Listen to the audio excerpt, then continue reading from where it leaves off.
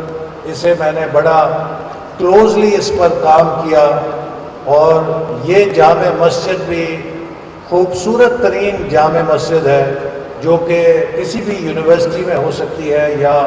اس علاقے کے اندر ہے۔ تو یہ 3 سہولیات یو ای ٹی کو اس کے کیمپس کی فیسلٹیز کو مکمل کرنے میں بہت اہم کردار ادا کریں گی۔ ڈاکٹر شہباز صاحب اس یونیورسٹی کی تاریخ بتا رہے تھے، تو 2012 سے پہلے تقریباً 3 سال کی جد و جہد وہ ہے کہ جب میں حکومت پنجاب اور یو ای ٹی کو کنونس کر رہا تھا کہ نارووال کے اندر انجینئرنگ یونیورسٹی کا کیمپس ہونا چاہیے، اور مسلسل مجھے اس بات کا جواب دینا پڑتا تھا کہ نارووال میں کون سی انڈسٹری ہے جس کی بنا کے اوپر ہم انجینئرنگ یونیورسٹی کا کیمپس بنائیں۔ تو میرا انہیں 2 جواب ہوتے تھے، ایک ٹیکنیکل جواب ہوتا تھا اور ایک غیر تکنیکی جواب ہوتا تھا۔ ٹیکنیکل جواب تو یہ ہوتا تھا کہ آپ مرغی اور انڈے کی بحث نہ کریں کہ پہلے مرغی ہوگی یا پھر پہلے انڈا ہوگا۔ سوال یہ ہے کہ اگر آپ اس بنیاد پہ چلیں گے کہ پہلے انڈسٹری آئے گی تو پھر انجینئرنگ یونیورسٹی آئے گی، تو پھر ہمارے جیسے علاقے کبھی ٹیکنیکل ایجوکیشن کا خواب نہیں دیکھ سکتے۔ تو میں نے انہیں کہا کہ میں جہاں سے تعلیم حاصل کر کے آیا ہوں امریکہ میں، وہاں پر یونیورسٹی سٹیز ہوتی ہیں، شہر جو ہیں یونیورسٹیوں کی وجہ سے آباد ہوتے ہیں۔ تو میں نے انہیں کہا کہ میں چاہتا ہوں کہ ہم ایک تجربہ ایسا کریں کہ انجینئرنگ یونیورسٹی بنے اور وہ مقناطیس بنے اس علاقے کے اندر انڈسٹریلائزیشن کا۔ لہٰذا یہ you E T should help us become a knowledge city, a university city, جس کے گرد پھر انڈسٹری انشاءاللہ تعالیٰ اس یونیورسٹی کی ریسرچ کھینچ کے لے کر آئے گی۔ تو وہ پھر چپ ہو جاتے تھے۔ اور دوسرا جو میرا غیر تکنیکی جواب انہیں ہوتا تھا، میں انہیں کہتا تھا کہ بھائی بات یہ ہے کہ نارووال کے لوگوں نے ایک انجینئر کو اگر ایم این اے منتخب کیا ہے تو اس انجینئر کا ارمان ہے کہ وہ کم از کم اپنے علاقے کے لوگوں کو انجینئرنگ یونیورسٹی کا تحفہ دے۔ تو لہذا بڑی 3 سال کی جد و جہد کے بعد وزیر اعلیٰ صاحب سے، اور اس وقت میں اگر ذکر نہ کروں جنرل اکرم صاحب کا کہ جو انجینئرنگ یونیورسٹی کے وائس چانسلر تھے، ان سب کی مدد کے ساتھ ہم انجینئرنگ یونیورسٹی نارووال کیمپس کی منظوری حاصل کرنے میں کامیاب ہوئے۔ اور اس کے لیے ہمیں اس وقت ہم نے پوسٹ گریجویٹ بلاک تیار کیا تھا، وہ تیار تھا تو فوری طور پہ میں نے کہا کہ ہم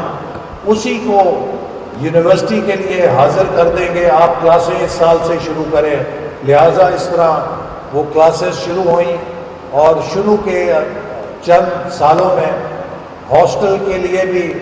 جگہ نہیں تھی۔ ہمارے پاس جو پرانا ڈی سی ہاؤس یا ڈی سی آفس تھا،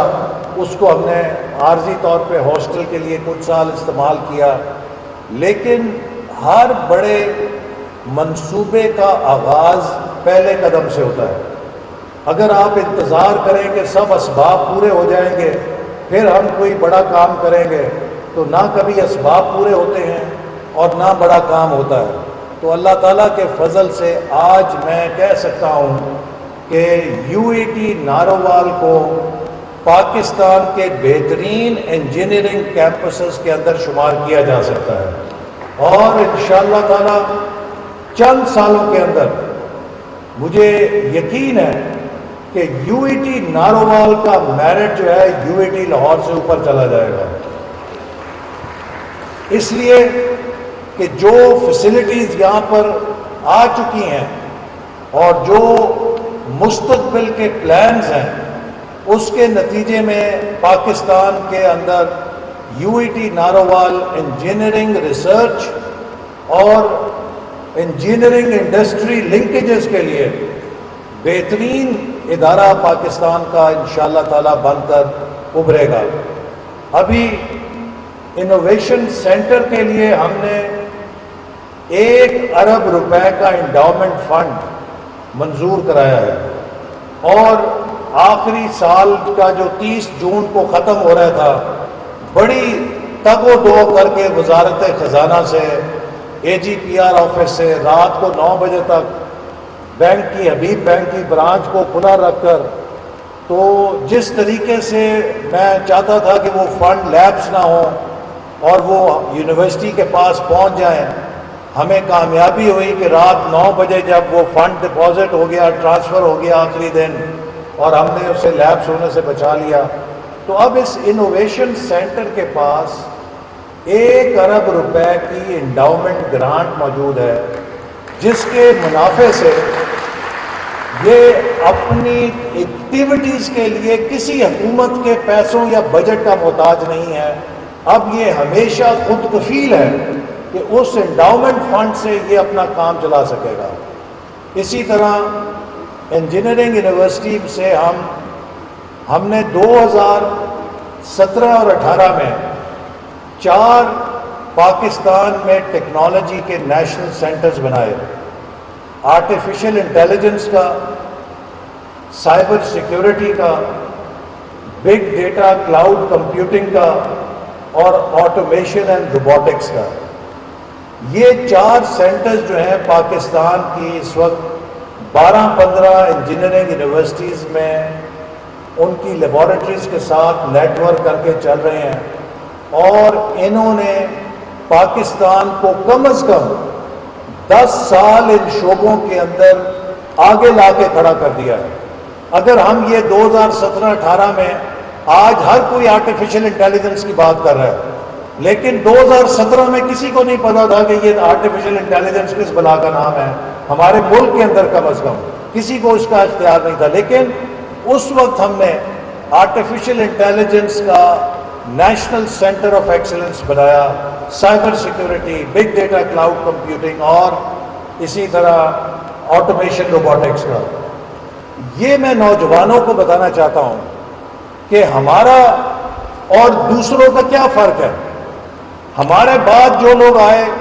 وہ نوجوانوں کو کہتے تھے کہ ہم آپ کو مرغیاں دیں گے اور انڈے دیں گے۔ ہم نوجوانوں کو کہتے تھے کہ ہم آپ کو لیپ ٹاپس دیں گے، آرٹیفیشل انٹیلیجنس دیں گے، سائبر سیکیورٹی دیں گے، آٹومیشن روبوٹکس دیں گے، بگ ڈیٹا کلاؤڈ کمپیوٹنگ دیں گے، تاکہ آپ لوگ 21ویں صدی کی جدید معیشت کے نالج ورکرز بنیں۔ اور ہمارے مخالف کہتے تھے کہ کٹے دو نوجوانوں کو، انڈے دو، مرغیاں دو، بکریاں دو۔ یہ فرق ہوتا ہے ویژن کا، کہ آپ کے پاس اگر ویژن نہیں ہے تو آپ کٹے کٹیوں کی اور مرغیوں اور انڈوں کی باتیں کرتے ہیں، لیکن اگر آپ کے پاس ویژن ہے تو آپ پھر آرٹیفیشل انٹیلیجنس کے منصوبے لگاتے ہیں، آپ نوجوانوں کو لیپ ٹاپ سے ڈیجیٹلی امپاور کرتے ہیں۔ آج اگر پاکستان دنیا میں 3rd بگیسٹ ای لائسنسنگ کنٹری بن چکا ہے، تو اس کی بنیاد وہ 10 لاکھ لیپ ٹاپ ہیں جو نوجوانوں کو ہم نے 2013 اور 18 میں تقسیم کیے تھے۔ ان نوجوانوں نے ان لیپ ٹاپس کو لے کر ای لرننگ شروع کی، سرٹیفیکیشن شروع کی، آن لائن پروگرامز کیے، اور آج یہ نوجوان پاکستان کے ڈیجیٹل ورلڈ میں نالج واریئرز ہیں، جو خود بھی اپنی اکانومی کو ٹھیک کر رہے ہیں اور ملک کے لیے بھی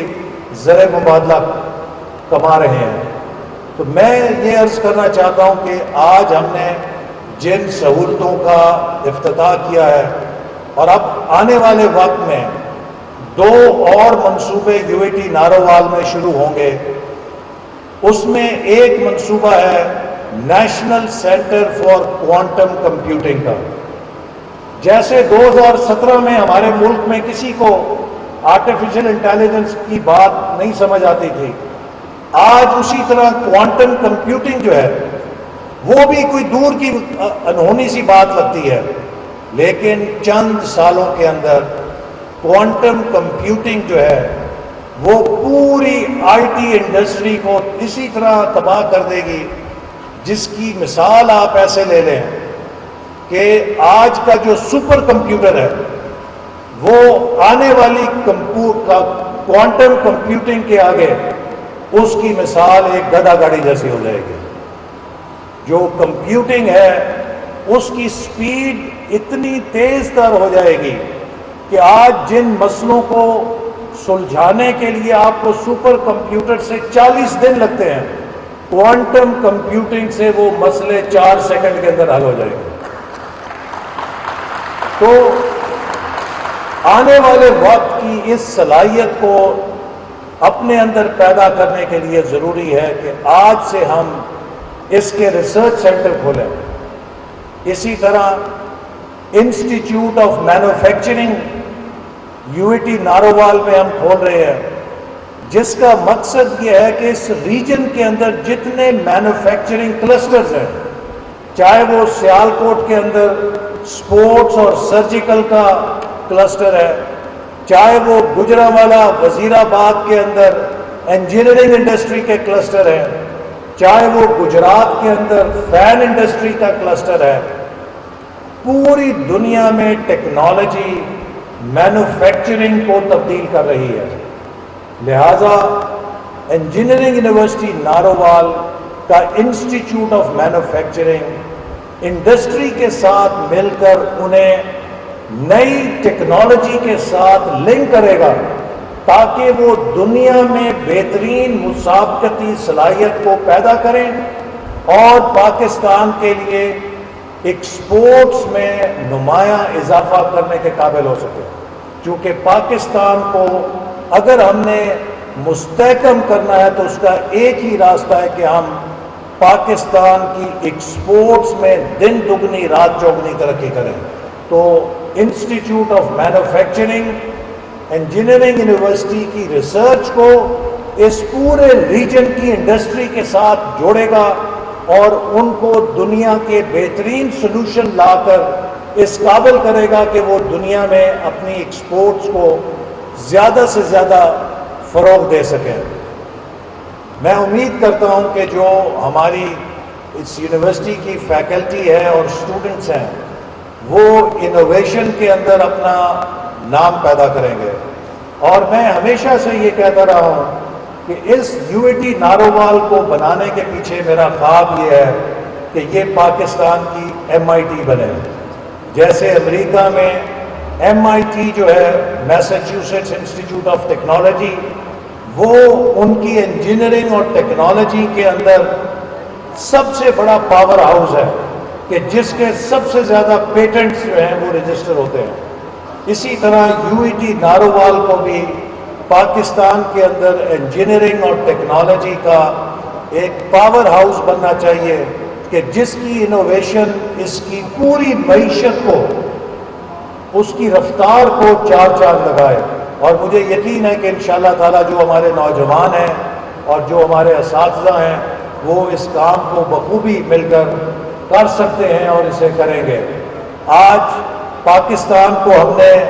دوبارہ اس مقام پہ لا کے کھڑا کر دیا ہے کہ پاکستان ٹیک آف کے لیے تیار ہے۔ 4 سال کی تباہی نے، میں پچھلے الیکشنوں میں یہاں کے لوگ گواہ ہیں، ہر الیکشن میں لوگوں کو خبردار کرتا تھا کہ اگر آپ اپنی گاڑی کی چابی کسی اناڑی کو دو گے تو وہ اپنا سر بھی پھاڑے گا اور گاڑی بھی توڑے گا۔ تو 2018 میں ایک سازش کے ساتھ ایک اناڑی کو جب چابیاں دی گئیں تو اس نے پاکستان کی معیشت کا بھی انجر پنجر ہلا دیا اور اپنی ٹانگ پہ بھی پلستر چڑھا کے خود کو بیکار کر لیا۔ لیکن آج الحمدللہ ہم نے 1 سال کی محنت کے بعد پاکستان کو دوبارہ پیروں پہ کھڑا کر دیا ہے۔ 1 سال پہلے دنیا میں شرطیں لگ رہی تھی کہ پاکستان 4 ہفتوں میں سری لنکا بنے گا یا 6 ہفتوں میں سری لنکا بنے گا۔ آج دنیا میں کوئی پاکستان کے سری لنکا بننے پر 6 ہفتے تو دور کی بات ہے، 6 سال کی بھی شرط نہیں لگا رہا، اس لیے کہ پاکستان کو ہم نے اس تباہ کن سیلاب کے باوجود جس کا ہمیں سامنا کرنا پڑا، اس مشکل سے نکال کے دوبارہ اپنے پیروں کے اوپر کھڑا کر دیا ہے۔ سٹاک مارکیٹ پاکستان کی بحال ہو رہی ہے، پاکستان کا روپیہ دوبارہ مستحکم ہو رہا ہے، اور چین جو کہ ہمارا سب سے برادر دوست ملک ہے، جس نے $25 ارب پاکستان میں سی پیک کے نتیجے میں لگائے، اس کو چور ڈاکو کہہ کے، اس کو کرپشن کے تانے دے کر 5 سالوں میں چین کی سرمایہ کاری کو بھی پاکستان سے روک دیا گیا۔ اور اب 14 جولائی کو آپ نے اخباروں میں پڑھا ہوگا کہ چشمہ نیوکلیئر پاور پلانٹ جو کہ 1200 میگا واٹ کا ایٹمی پلانٹ ہے، اس کے لیے $3.5 ارب کی چین کی سرمایہ کاری پاکستان میں آ گئی ہے، اور دوبارہ پاکستان اب ترقی کی طرف چلنا شروع ہو رہا ہے۔ پاکستان پہ ہمارے دوست ملکوں کا اعتماد بحال ہو رہا ہے، اور آپ دیکھیں گے کہ آنے والے ہفتوں اور مہینوں میں ہمارے جو خلیجی ممالک ہیں، ان کے اربوں ڈالر کے منصوبے انشاءاللہ پاکستان میں آئیں گے، تاکہ ان سے بھی ہمارے تعلقات بحال ہو رہے ہیں۔ تو سوال یہ ہے کہ اب آپ نے اور قوم نے اگلے الیکشنز میں فیصلہ کرنا ہے۔ اگر آپ نے غلط فیصلہ کیا تو پھر ہم اس عذاب کے شکار ہو جائیں گے کہ جس نے ہمیں 2022 کے گڑھے میں لا کے پھینک دیا تھا، اور اگر آپ نے صحیح فیصلہ کیا، ان پالیسیز کو 5 سال جاری رکھا گیا، تو پاکستان تیزی سے ترقی کرے گا۔ اور آخر میں ان تمام نوجوان طالبات کو اور طلباء کو جو کالجز اور سکول سے آئے ہیں، انہیں کہوں گا کہ آپ کو بلانے کا مقصد یہ تھا کہ آپ اس انجینئرنگ یونیورسٹی کو دیکھیں، اور آپ کے اندر یہ خواب ہونا چاہیے کہ آپ نے محنت کرنی ہے، ایف ایس سی میں اچھے نمبر لینے ہیں، اور آپ سب نے اس انجینئرنگ یونیورسٹی کے اندر آ کر انجینئر بننا ہے۔ اور میں امید کرتا ہوں کہ جتنے یہاں پر ہمارے کالج کے اسٹوڈنٹ ہیں یا میٹرک سائنس کے اسٹوڈنٹ ہیں، وہ اس یونیورسٹی کو دیکھ کر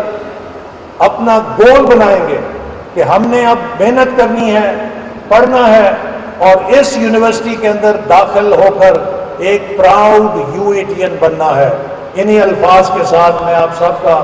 شکریہ ادا کرتا ہوں، اور آپ کے اس انتظار کے لیے بھی معذرت کرتا ہوں جس کی وجہ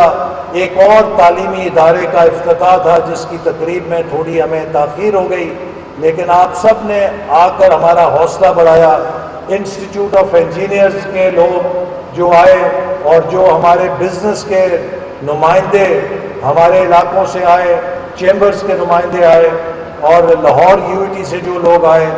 آپ سب کا میں شکر گزار ہوں کہ آپ نے آ کر ہمارا حوصلہ بڑھایا، اور انشاءاللہ تعالیٰ یہ UAT جو ہے، اس کے نوجوان، اس کے اساتذہ مل کر اسے پاکستان کی بہترین یونیورسٹی نہیں بلکہ آنے والے سالوں میں دنیا کی بہترین انجینئرنگ یونیورسٹی کی صف میں کھڑا کریں گے، اور یہ پاکستان کی MIT بنے گی۔ پاکستان